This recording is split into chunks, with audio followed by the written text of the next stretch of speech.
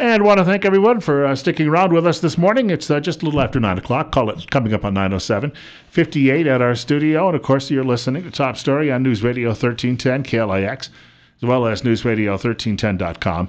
And, of course, you can reach the program this morning by giving us a telephone call at 736-0300. 736-0300. A little bit of discussion today about things going on in and around the city of Twin Falls. First of all, Councilor Suzanne Hawkins joining us again. A long time no see. I know, it has been a while. Thank you for having me back. Sure, the last time you were here, there was a train that interfered. You were still here on time, but we barely squeaked in. I was coming into work one day last week, and just as I got to that point, the red light started flashing, and your thought is, do I just jam the brakes or do I try to? So I did get through before the gate came down, which I guess that means I'm safe. That's good, but yeah, sometimes the timing doesn't work on that railroad track there. Yes. Hey, a quick note. I picked up a copy of the paper after church on Sunday, and I was looking through the letter section, and there was a hilarious letter from a man. He's a truck driver, been a truck driver for a long, long time. One of these guys who's probably got more experience backing up than I have driving altogether. And he was talking about the decision on the back-end parking. And so here's a guy who would know how to do it, but he was basically saying, he applauded the decision at least to put this off for the time being. Everyone I talked to, no one really was comfortable with the idea. That was what I gathered. The majority was definitely against it. We did have those that were supportive of the idea. A lot of the larger cities are doing the back-end parking. After we looked at our options, we realized this community isn't ready or wanting that, and so we're elected to represent the people in our community, and they spoke up loud and clear, and that's what we did. I was going to say, we don't get taught to do that in driver ed, and so most of us don't have a lot of experience backing up. Well, you back in, you back out. You do have to back up when you drive, but I understand the uncomfortableness of backing in between two vehicles that are already parked there. And It would slow down the parking process, but it's definitely safer when you pull out. So, there's pros and cons to everything. It's just not the right thing for Twin Falls at this time, but we left it open so years down the road, future councils can readdress the issue. We are clearly in the summer months now because I live close enough to the band shell over at City Park to hear the music. So this will be my second. We have the Battle of the Bands Friday and, of course, music last weekend. But we are now full swing into summer activities in the area. We are, and I just happened to bring a few things off my calendar to share today.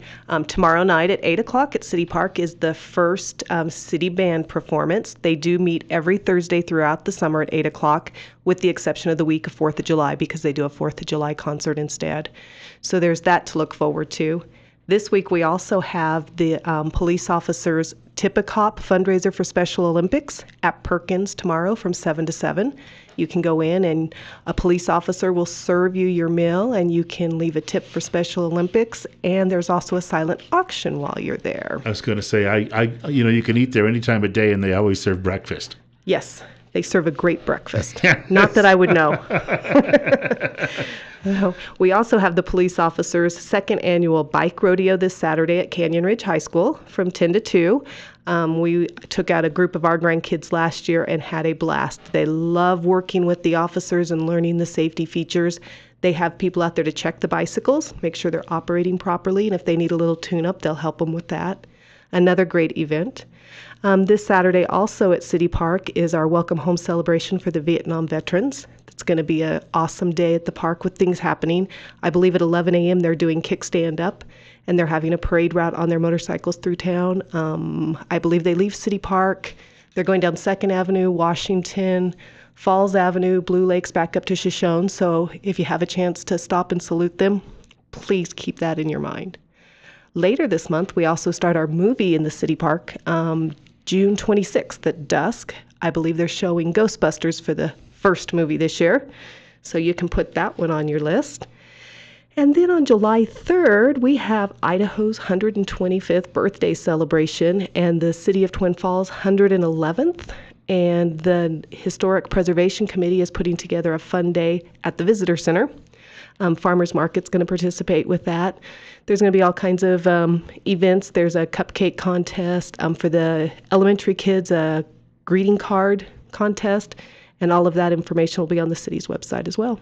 I was going to say one of my favorite bumper stickers that I've ever seen is one of those old bumper stickers from the Centennial Twin Falls Centennial, and it says at the bottom, celebrating 50 years of progress. Somebody was being a wise guy, I guess. I didn't see that, but I think you're onto something. That's funny. All of these events, and the one thing I think that they're fun, and obviously people like to come out and they like to see what's going on, but all of these events do bring a lot of money into the city, last weekend being a prime example of that. That is correct. It's very good for our local economy to have these things going on. I think as a city we do a good job supporting them, whereas we're not really putting the money into the events, just being a support role for the people who are putting them on. It's a good partnership. Want to point out it's 12 minutes after 9 o'clock, 57 at our studios. You're listening to News Radio 1310 KLIX, as well as newsradio1310.com. Councilor Suzanne Hawkins is in our studio with us as our guest. You can reach the program and me, Bill Colley, at 736-0300. That is 736-0300. I had an epiphany yesterday. I was coming back from driving. I went out and did some shopping. I've been going all around town pricing air conditioning units. Okay. And I was driving back, and I kind of came all the way around, looped around the west end of town. And I noticed as I was coming down these streets, I see a lot of spots where they have already done the work on the curbs for what will be an entry point to a development. And there's been a lot of discussion lately about that figure that we would reach 75,000 people maybe in 10 years. But now I think that the question is, we're going to see so much of this. It doesn't appear that it's going to be slowing down at all. Do we need to revise those figures? 75,000 may sound too small any longer. I don't think so. We track our growth rate as an annual percentage, and we are on target for those numbers. So I think they're still fairly accurate. With some of that development, we knew that things were really kicking back into gear by the workload and the amount of permits that we're issuing from the city. So we try to keep a good handle on that, but I think so far we're still on track. And while we're talking about permits and money, I would like to remind everybody we're in budget season. Yes. So, it was interesting. We had a big budget public hearing and the back-end parking issue on the same night. We had 0 comments on a $60 million budget, and we had 2.5-hour comments worth of comments on the back-end parking. And I understand that's important, but, it's a great time for people to understand that it's your money that we're allocating, and we'd really like to spend it where you'd like to see it spent. There are going to be more opportunities for people to chime in, though, right? Yes. Every Monday night we take public comment at council meetings, so any Monday night you can come. And if you get onto the city's website and look at our agenda, the nights where there are special discussions on the budget will be listed there.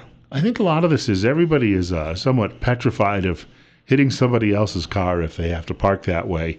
And when it comes to city budgeting, it's one of those things you just don't notice it until after the fact, right? I mean, you would not see it. Plus, I think sometimes people see numbers and their eyes just glaze over. That is correct. But it's like now, we've been working as a council on what things are important to us that we hear from our citizens. So like, do we want to put more money into the trails, or do we want to start putting money into a rec center? Do we want to put more money into streets? Do we want to put more money into our police officers' equipment?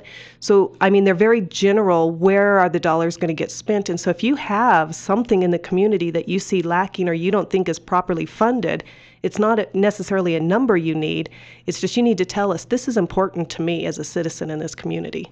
There was some discussion this past week, of course, at council about extending some of the trails along the canyon, or at least the fencing for those, for safety reasons. We have a caller with us. 9:15, you're on the air with Suzanne Hawkins on News Radio 1310 KLIX. Yes, I'd like to know when these people are going to wise up and see that they're burning up their farm ground and their water supply. We don't have the water supply for all these people moving in here. Well, when's somebody going to think about that? Are you going to wait till it's too late? The EPA rules, of course, could definitely change that, which Mike Simpson has been fighting at this point, right? Yes and no. The city of Twin Falls' water source comes from springs in the canyon, and we do know that water is a limited resource. When we're in any talks with economic development, water is the first thing that comes up. How much water is this industry going to take, and what are we going to do? So everybody is very aware of our limited resources there. However, a city has to grow or it dies. You can't stay stagnant. So we're doing our best to do controlled growth at a reasonable rate. Right now, we're 2 to 3% a year, which is a very good growth rate for a city. And hopefully we're making wise decisions on allocating those resources. I was going to say that spring water then is likely a benefit when you can compare it to maybe someone around the state who's surviving off runoff from the mountains. Correct. Because a winter like this one reduces a great deal of that, but the spring water probably didn't take much of a hit. I think it's all tied into the aquifer. I mean, everything, it's all interrelated. But right now, with the extra water storage that we've been working on building up on top of the canyon and securing our water rights with the springs in the canyon, we feel that we're in a very secure place with our water rights. When you mentioned the rec center earlier, I have a quick question just of my own about that. Would something like that include an ice rink, or are we just looking at a large indoor facility for general use? We had a committee 2 years ago that went through a thorough study on what we could and could not support as a community for a rec center, and an ice rink was not part of it at that time. However, they have done all the work they can do on what we feel it needs. Now it's funding issues. And you're talking about building a rec center. This is not like building a house. It's a little bit more expensive. It's always been in our plan that we'd like to have one. It's not that we're talking about, it's long-term goal. Yeah, it's a long-term goal. It's out there, something we're aiming for, but without private industry stepping up and helping support it, it's not something that the city could do on just a taxpayer basis. I was going to say a sponsorship would be, you see that, for instance, when you go up to Boise to see a football game, you've got a sponsorship from a grocery chain. Right. Something like that would be really a big help if you were to build it. And we've also been working closely with the Boys and Girls Club because they could use extra room at their facility, and we feel like they would be a good partner also. I do want to point out, if people would like to reach you or reach City Hall, how do they go about doing that? At the City Hall's website, tfid.org, all council members, phone numbers, email addresses, everything are there. And it's always first initial, last name at tfid.org. And you can reach any city official or staff member with that email address. And you would hope within reasonable hours. You would think, but it's amazing. I was going to say, when you get into public office, you surrender all notions of a right to privacy. That is correct. That seems to go away. Well, I do want to thank you for coming by. About 30 seconds. Is there anything that we didn't hit on this morning that we might want to mention? The only other thing I had was the fencing at the Canyon Rim Trail. We do know we have some places that we need to secure that up. And right now we're looking at options for materials. We want to keep with that wood look, but the wood's rotting faster than we had hoped for. So we're looking maybe at some kind of synthetic product. So if anybody has any ideas on fencing and would like to drop us an email on that, that'd be great. All right. Want to thank Suzanne Hawkins for dropping by this morning, too. You're listening to News Radio 1310 KLIX, as well as newsradio1310.com. This is Top Story with Bill Colley. Hey, I've got about 40 minutes left. Remember Mike Gallagher, too, before we wrap up the program a little later today. Next week, it looks like summer finally arrives. Well, I said that last week, didn't I? Okay. But next week, by about Tuesday, we could be looking at a high temperature of 90. So we may finally be rounding that bend. Can I tell you a quick story? I was shopping yesterday for an air conditioning unit. I haven't bought one yet. I like to do a lot of comparison shopping. So I bounced around to a lot of different stores, checked out a lot of different options. And there was a fellow I met in the appliance department at Walmart. If I knew as much about radio as this guy knows about appliances, I'd be retired already. And he was really, really sharp. But he was telling me, he said, that first warm day, that first experience people have with that, he pointed it, and he has this array of air conditioning units and fans. Air conditioning units are up near the front of the store, but also in the back, they have an area where there's just air conditioning units going all the way down one end of one aisle, and then on the other side, it's all of the air, or the, what do you call them, fans. That's it. Yeah, fairly complex word there, fan. But he said, what'll happen? He said, all of this will be cleaned out in a matter of a day. And he said, then it may be August before I see another flight of these through here. So it tells you that people are cognizant of that hot weather when they first start feeling it. It immediately makes them change their attitude about going out and springing for a new air conditioning unit. One of those things when that heat comes through that we're going to have to deal with, of course, is that pounding sun that comes through the windows and starts baking you inside your home, makes your air conditioner work overtime. It bleaches your carpets, your furniture, and your drapes, which is why we've been recommending a telephone call to Tint Lady, where you could reach them at 736-8469 or find them online at tintladyidaho.com. This is a locally operated business, 20 years of experience, And the great phrase, don't squint, get tint. Of course, it also, if you don't have that sun just beating on your eyes or on your TV set or your computer screen, you can actually see things around the house or office. And they do office work. They also do automobiles. The hours are Monday through Friday, 9 a.m. to 5 p.m., Saturday by appointment only, closed Sundays. And Tint Lady is located at 1887 Highland Avenue East in Twin Falls. There is a lot of discussion. I just brought it up briefly that we have Mike Simpson is working, and of course also our 2 U.S. senators, against some new EPA regulations that could, the government wants a lot more control, government from Washington, that is, wants a lot more control over what we do with our water in the western states. Steve Millington said yesterday this could be the death knell for Idaho's economy if that happens. But you've got people at the EPA, and they don't have a religion other than climate science. Speaking of that, Weekly Standard, headline, Senator says use RICO laws to prosecute global warming skeptics. That is, people like me, and maybe you. I have a friend, he runs a science museum in Kentucky. He's another one. He is among the 40,000 scientists now who say that there is no relationship between man's activity in global warming or any climate change, that it's really just nominal on all of that. However, from the folks on the left, that is a serious, serious case of denial, and they want to bring it to a stop, and they'll do it by force if they have to.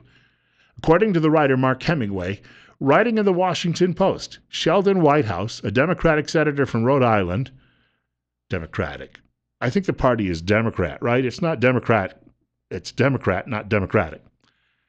He is from Rhode Island, which is a very liberal place, offered a curious suggestion for dealing with global warming skeptics. Now, this is a bit of what he had to say while he was doing his guest editorial in the Washington Post known as Pravda on the Potomac. The parallels between what the tobacco industry did and what the fossil fuel industry is doing now are striking. The coordinated tactics of the climate denial network, compare that again to the findings in the tobacco case. So in other words, the government needs to bring RICO against us. That is, racketeering, influence, corruption statutes. Wonderful, because we simply don't believe in this. And the writer says, that's right, a sitting U.S. senator is suggesting using RICO laws against global warming skeptics. Courts have been defining RICO down for some time in ways that aren't particularly helpful. 20 years ago, the Supreme Court ruled that RICO could be applied against those pro-life demonstrators who were demonstrating outside abortion clinics. So there you have it. The American left says, if you don't agree with us, we'll send you to prison. Or, have you pay a big fine, which you may not be able to afford. And then maybe after that, send you to debtor's prison. And all they have are some conclusions that run counter to the conclusions made by scientists 30, 40 years ago, who had said we were going to have an ice age. And now we've had scientists over the last 25 years saying we're going to have a global meltdown. And they all said it would happen by 15 years ago. It didn't. So they said, well, all right, now let me draw a new line in the sand. We'll say 2005. Well, okay, let's draw another line in the sand. I'll say 2010. And if you keep doubting me, I'll put you in jail. All right, well, now I'm going to draw a new line. I'm going to say 2015.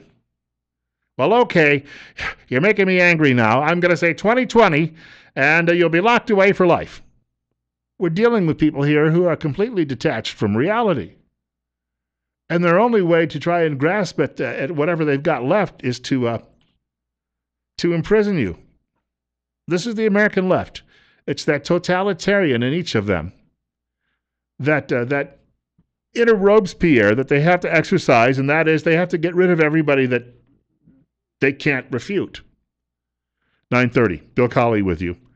Top story on News Radio 1310 KLIX and newsradio1310.com. Guess what? It's 58 right now. I've got a little bit more to talk about coming up in just a few minutes. Also, government, NSA, FBI, DEA, what do they all have in common? We'll tell you in just a few minutes. Well, the government has averted its latest, I guess you'd say, its latest meltdown, because they managed to get a bill that preserved most of the NSA programs that were designed in the original Patriot Act 14 years ago. Oh, there was a lot of drama. That's expected. We have a crisis. Oh, wait a minute. We've solved the crisis. and they give the people back a little bit. In other words, at this point, the NSA will resume its collection of your metadata, but they won't do it directly. It'll be done by private companies, your cell phone provider, for instance. And then the government will have to go with a warrant. But these people are being recruited as agents of the government, is what's happening. Business is being recruited as an agent. Back in Germany in the 1930s, IG Farben, Mengele Tractor, Krupp Cannon, these were all recruited by the government too as well. Different type of outcome in all of that, or different goal, but still the same. The government thinking, well, I'll tell you what, this is our end around. Meanwhile, as we were hearing the end of this, and now we're told, well, okay, your privacy is safe. You can all go back to watching reality TV. A story broke late yesterday, and it said the Drug Enforcement Agency, its spying has well, my gosh, the numbers are just astronomical. It conducted 11,681 electronic intercepts in the fiscal year that ended in September. 10 years earlier, the drug agency conducted 3,394. So it has almost quadrupled these things. That is the eavesdropping that they are using, and they bypassed the federal court system. In other words, no warrants. Well, wait a minute. That's worse than the NSA. Where are the hearings? Where's the noise? Where's your congressman and where are your senators standing up and saying, enough? It's not happening. And also yesterday, earlier in the day, we had a story that broke that said the FBI was flying planes all over the country, collecting data from cell phones and the like. So it's like whack-a-mole. You whack the NSA, and then you look over and you realize, well, wait a minute, there's the FBI and the DEA. They're all doing it.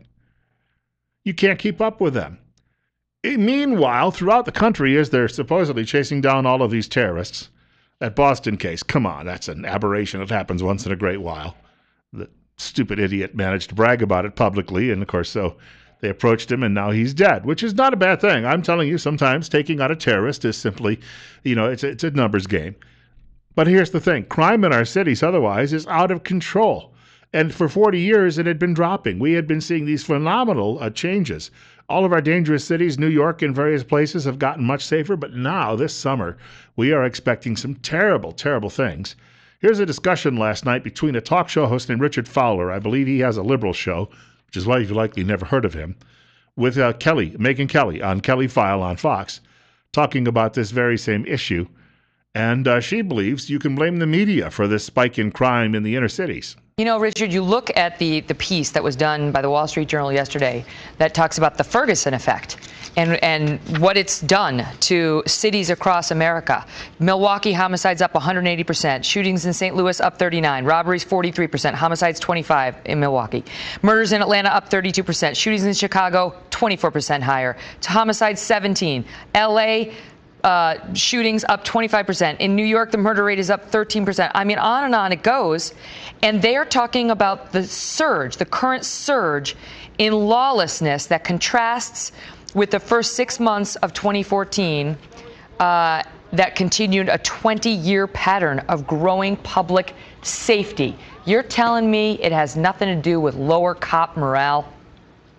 Well, then I think there's something here, Megan. I think our nation's reached a tipping point in which, we've sort of reached a point where the police and the community have to have a really, really hard reset. And we've talked about this on your show before. Now more than ever, we should be implementing models like what we see in Camden, New Jersey, where the police have decided to reset and work with the community. We need to bring back officer friendly and put police officers back in the classroom to break down the stigma and the barriers that exist between police departments and communities. They're already there, you dingling. They're in all of our schools any longer. For crying out loud. Again, NEA, FBI, DEA, all tracking down ghosts. Meanwhile, we've got cities in flames all over again. And, well, we need to have police coming into the schools and shaking hands and maybe bring McGruff along. Yeah, tell you what, we should have McGruff come down into inner city Baltimore. We'll have a little electronic McGruff, and he'll bark all through the streets, and everyone will laugh, and everyone will suddenly bring out roses and candles, and the world will be a better place. Meanwhile, Mark Lamont Hill, who's a professor, a communist college professor, was on a Comedy Central program last night, and he called America's police cowards. In fact, he made a comparison that America's police are bad, Bo Bergdahl is good. Even if they were scared of us, why is that okay? Why is it okay to say, I'm not going to do that? They trashed Bergdahl. for having a principled response and running from violence. You're talking about the guy in Afghanistan. In Afghanistan, right. He said they said he didn't do his job because he was afraid or because he had a principled reaction to Iraq. And they said he's a coward. Why is that when police say, hey, we're scared or we have an ideological disagreement with these protesters, we're not doing our job, and we act like that's okay? Their job is to do this. Their job is, that's like a fire exam. I'm not going to run in the building. So police officers who could easily do the job if we would let them are actually more worried not about the thugs. They're more worried about the fact that they're going to be dragged in front of a grand jury and suddenly have their careers and lives ruined. That's why they're backing off. And they're being instructed to do it by idiots like the mayor of Baltimore, Maryland. But meanwhile, to make this comparison with Bergdahl and saying Bergdahl is a better human being and he's not a coward because he left because of his objections, he could have just gone to his CEO and said, I'm done. And that would have been it. Instead, he went and aided the enemy. It just shows you how delusional the American left is. We were talking about people early in the program who are absolutely insane and don't know who they are. Well, this is why we see it, because of people like this as well. I have a story today that I've been meaning to talk about the last couple of days, and we just get so busy that we end up with, we have such a full agenda that it's tough to get to everything that's in the pile of stories, paperwork, and the like that I have. But I've been mentioning this in just brief snippets the last couple of days. There is a potential candidate for president of the United States. He wants the Republican nomination. His name is Christie. And he would be among at least 3 to 4 rhinos right now, as they're known, Republican in name only, who would like that nomination. And if you go along with the thinking process among many of the people who support him, they supported Mitt Romney and John McCain, saying, well, you know, the only way we can win these votes is by having a guy who's really a Democrat. And, of course, you lose. So that theory doesn't hold any water. And we've got a Christie fan in the audience who gets incensed every time I criticize him. And it's like, tough. But Christie, and I have a friend, I mentioned her the other day from Montana, but she lived for many years because her husband was stationed there in New Jersey as part of his military duty. They were living in New Jersey, and she used to tell me stories about Christie. How he appointed a judge to the state Supreme Court a couple of years ago, a Muslim judge who believes in Sharia law. How Christie was a big supporter of Common Core. He wanted to. Now, let's be honest. You had a lot of people who supported Common Core, and these people are now against it in the Republican. But you know what it is? I'm sure a lot of them in the beginning thought, well, hey, there's some federal money they're going to give me and attach to this. Why, we'll go right along and we'll go along and get on board with this because, hey, the money's coming in from somewhere else. It means I don't have to come up with it here by raising state taxes. And then when they discovered what was in it, because their attention was called to it by their constituents, whoa, wait, I didn't know about all of this. Of course not. They're politicians, right? So I'm not saying Christie is the first person in the Republican Party to back away from this. The Washington Post, Pravda on the Potomac, no big fan of anyone with an R after their name, is actually calling it an about face, though, with Christie's change in his approach to it. Now, some people have changed their minds. That's true. But let's give you the basics of all of this. Christie has not only changed his mind about Common Core, Christie has changed his mind about illegal immigration. He was for amnesty. Now he's against it. Christie has changed his mind about a number of issues, although gun confiscation is not yet one of them. He has been a big promoter of gun control. He has not yet come forward and said, gee, I've seen the light. I won't win a primary if I believe in that, but he will. Don't worry, that'll happen. Why is it that, see, I can trust a Bobby Jindal who changes his mind on Common Core because he's a pretty bright guy. He took a look at it and said, all right, I don't believe in this any longer. And I probably should have paid better attention to it in the first place. But on everything else, Jindal's one of our guys, and he hasn't wavered on anything else. And so I bring that up. Scott Walker being another one. Scott Walker was for amnesty. Scott Walker, though, on the other hand, got pulled aside by a great many people who said, you know what this is doing to our communities? And I think it opened his eyes a little bit.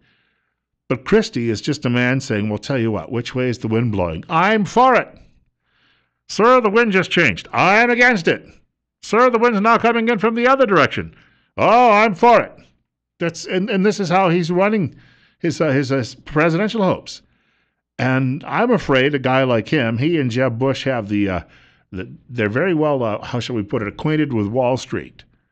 because they've already gone up to Wall Street seeking huge bags of cash to run their campaigns with. And Wall Street says, why, you're a swell guy. Here's a lot of money for you. Good luck. And they chuck him on the cheek. No, that doesn't happen. If you go up to Wall Street and ask them for money, Wall Street says, all right, here's what you're going to do. First of all, you're going to open the southern border, and the floodgates are going to come open, and everybody who wants to come here and work as cheap labor. That'll be perfect for my company. You understand that? Yes, sir. Good. Now, if you want any more money, here's another list of things you're going to have to do for me. That's what we're dealing with in American politics increasingly. And I'm afraid to say Jeb Bush and Chris Christie, well, in some parts of town, they would be called whores for what they're doing, taking money and then doing these things that might seem a little bit distasteful. And I think it's a serious concern for anybody who is going to be voting in primaries next year as a Republican. Of course, over on the Democrat side, Mrs. Clinton's hoovering up all the money she can as well. Let's just say this. I'm not worried about Hillary Clinton anymore. With all of the stories, and there will be more, yes, the media will probably at the last minute when they issue their endorsements, the media will say, well, Hillary Clinton is absolutely a crook, 100%. But you know what? She's for same-sex marriage, and she's for the decline of America, and she wants to open the floodgates to anybody who wants to come here and destroy this country. By golly, she's just like all of us in media. Therefore, we endorse her over a candidate who goes to church in the Republican Party. Well, that'll be how it works in the long run. But I don't think those endorsements don't matter a hill of beans anymore. Who literally opens up a newspaper on the Sunday before a primary or an election and says, I wonder what the gay liberal editor thinks so that I can be instructed how to vote this Tuesday. Nobody does that. It's irrelevant anymore. Coming up on 10 minutes away from 10 o'clock, Bill Colley with you this morning on Top Story on News Radio 1310 KLIX and newsradio1310.com. Mike Gallagher is brought to you by, exclusively we should point out, the financial advisors at Waddell & Reed in Twin Falls, 736-6563. That is, again, Waddell & Reed, and the telephone number is 736-6563. Well, as a former resident, at least by zip code of East Syracuse, New York, I lived outside of the village, I can tell you that they don't have anything worth selling. 9:54, Bill Colley with you this morning on Top Story on News Radio 1310 KLIX, as well as newsradio1310.com. God willing, the creek don't rise. I get to be back here tomorrow morning and do this all over again between 8 and 10 o'clock. Look, I've got a very special occurrence going on tomorrow. Chris Anderson is returning from the Harrod Center at College of Southern Idaho because while he was here on Monday, he makes a monthly appearance with us. We had a couple of questions about dark energy as well as about thorium. And Chris has been doing some research on some of these since he left on Monday. And he's going to come back in tomorrow morning just after the 9 o'clock news and spend 15, 20 minutes with us, filling us in on what he's picked up on, because very interesting questions we had during his segment on the air the other day. So I hope you can join us for that. Also on Friday, I just got confirmation. The Vietnam veterans who are putting together the event at City Park on Saturday, this is going to be a big, big event with motorcycles and the like. That is going on, of course, on June 6th, which is also a big day in this country because it's when we commemorate the landings on D-Day in World War II 71 years ago. But we're going to have some guests coming by from that event. They'll be sitting in with us Friday morning for a few minutes. Why is it lately I've been thinking afternoon all the time? I don't know. I think perhaps I need more sleep. I only had about 9 hours last night. Well, that's how the world sometimes works. Look, we were talking a few minutes ago before Mike Gallagher about some of the issues that are confronting this country as we go into next year. The liberal left is trying to tell us that illegal immigration is no longer going to be an issue in next year's presidential election. The liberal left is saying that's because the number of people streaming across our southern borders is down. I want you to take a listen to a discussion last night on Fox between Bill O'Reilly and Laura Ingraham on that very topic. And Laura Ingraham explains what's really going on here when the liberal media brings that up. In the year 2000, more than 1.6 million illegal aliens were apprehended in the USA. Wow. This year, estimates are only about a quarter of that number will be taken into custody. Why the drop? Joining us now from Washington, Laura Ingram's, and looking into this. So what's going on in the southern border? Couple of things, Bill. I think Mexico has done some more enforcement, no doubt about it, and they've actually gotten a little bit more serious about it from their country, sending people back to Central America. But we have to put this in perspective. Last year was a record surge of illegals across the border, meaning the unaccompanied minors, the family units. We've never seen anything like it. So it is true that there's a 28% drop of people apprehended this year as compared to last year. That is true. However, this year is on track to be the second biggest surge for unaccompanied minors crossing the border. So far this year, Bill, 15,647 unaccompanied minors have crossed the border, 3,000 in March alone. So what she's saying is, yes, the figures are down dramatically this year because they were so high last year. And yet, all of the fellow travelers and media are saying, we don't understand why all of these Republicans are making that they're still mean-spirited and they're just telling people things that are no longer true. We only have a few million coming across the border instead of 20 million. So when you're a little bit pregnant, what's the big worry? Laura Ingram setting the record straight there on Bill O'Reilly's program on Fox last night. In the meantime, Rush Limbaugh coming up following the news at 10 o'clock this morning right here on News Radio 1310 KLIX, as well as newsradio1310.com, which means you can hear us anywhere online all over the world. Sean Hannity following the news at 1 o'clock this afternoon. Glenn Beck following news 4 o'clock this afternoon. Later tonight, Dave Ramsey, and then, of course, overnight, Coast to Coast. All right here on News Radio 1310 KLIX. 60 at 9:59.